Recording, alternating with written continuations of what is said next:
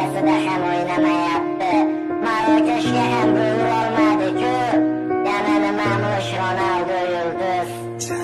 Futbolni ermak uchun o'ynamagan Cristiano, ko'plab yulduzlaring sindi lekin Ronaldo. Balki sen Messiga muxlisdan olmaysan, boshqasini uni qirol deya atab oltin to'pini sanarsan. Ammo qilgan harakating ketadi bil besamar. Ronaldo bo'lmaganda yulduz bo'larmish Benzema. G'iybatin qilib charchashmadi Portugal o'g'lonini, Messiga fanat deyishar Ronaldoning o'g'lini. Har daqiqa har soniyada to'xtamadi, yugurishdan kibrga bo'lmadi do'st, nochorlarga berdi yordam. Ronaldoni yomon deding, kulganing rost ustidan. Unda nega yaxshiliklarini chiqardingiz?